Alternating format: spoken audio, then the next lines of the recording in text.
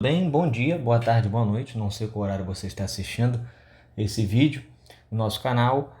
A primeira parte sobre unidade de conservação, nós vamos falar o que é a unidade, o que são as unidades de conservação, né? Desde quando há uma lei que regulamenta as unidades de conservação, beleza? Como ela é dividida, seus objetivos, as suas ameaças. Vamos fazer nessa primeira parte, tá? Depois eu vou disponibilizando outras partes sobre esse tema aqui no nosso canal. Então, a primeira coisa, se eu estou falando de unidade de conservação, eu estou falando de que o que, né? O que são as unidades de conservação? São áreas naturais, tá? Preservadas e conservadas, ok? Pelo poder público. É claro que não só o governo municipal, estadual e federal tem esse dever de preservar essa área, mas nós, como cidadãos, também, tá?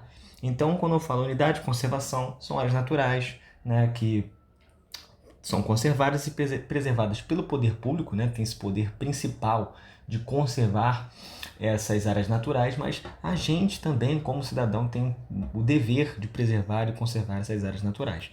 Essas áreas naturais que já existiam, obviamente, mas precisava, né, de uma lei para regulamentar, para administrar, né, para fazer a manutenção dessas áreas naturais para que elas não sofram com o desmatamento, né? Então, desde os anos 70 já é pensado uma lei que regulamentasse, que administrasse, que fizesse uma manutenção dessas áreas naturais. Mas só nos anos 2000 que a gente vai ter uma lei para criar esse sistema de unidade de conservação para preservar e conservar essas áreas naturais. Tá? Então, primeiro, o que é uma unidade de conservação? São áreas naturais destinadas à conservação e preservação pelo poder público, ok?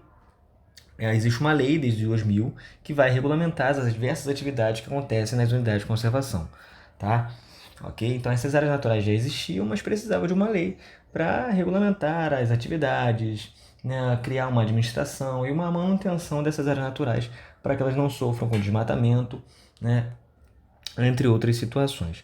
Então vai ser um espaço natural ali que vai ser destinado à aplicação de diversas técnicas, muitas vezes para recuperar aquela área natural que estava sofrendo com desmatamento, né, para manter, né, para preservar aquele ambiente natural, tá? Também a fauna que está presente nessa unidade de conservação, ok? Então tranquilo até aí? Show de bola, então seguimos aqui. Tá? Não esquece de deixar o like aí no nosso vídeo que já ajuda bastante no compartilhamento também, é importante para que outros colegas tenham acesso a esse conteúdo. As unidades de conservação elas podem ser divididas em duas, tá? De proteção integral e de exploração sustentável.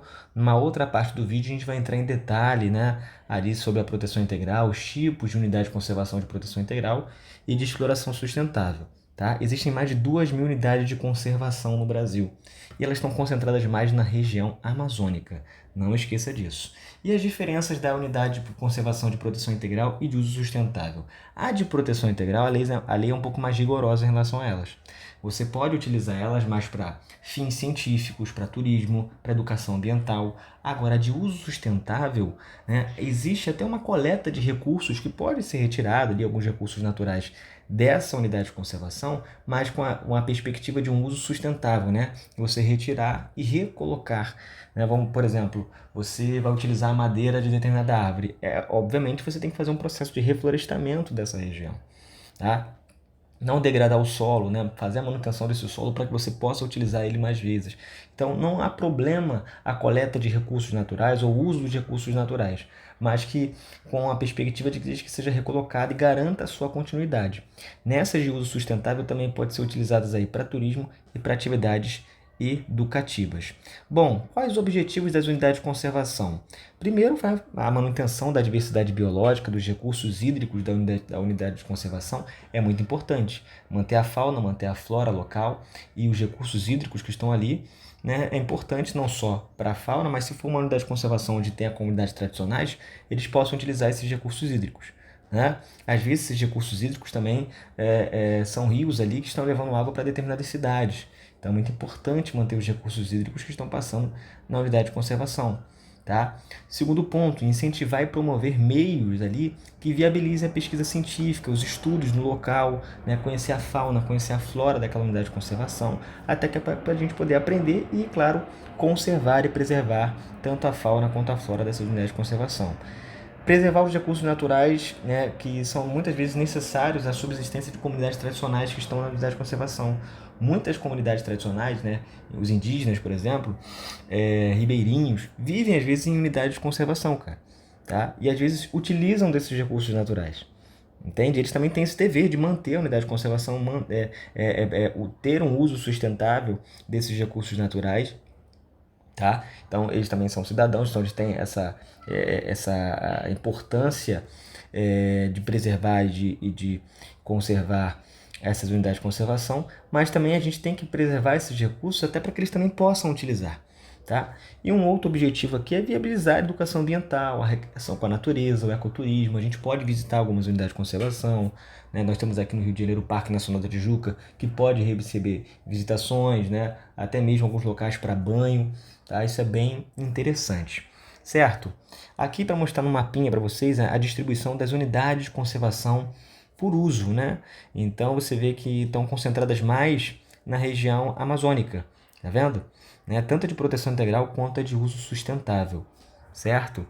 E para a gente, né, encerrar essa primeira parte, quais são as ameaças que as unidades de conservação mais sofrem? Geralmente por conta da falta de fiscalização, seja porque falta de verba, seja do governo municipal, estadual, federal, ou a dimensão dessa unidade de conservação, né? Às vezes a densidade da cobertura vegetal, né? Então um certo acesso difícil a determinados pontos da unidade de conservação, vão fazer que algumas delas sofram, né, com o desmatamento, né, com a exploração ilegal de madeira, com a expansão urbana, cidades que estão crescendo dentro das unidades de conservação, né, ou estão indo em direção à unidade de conservação, isso não pode.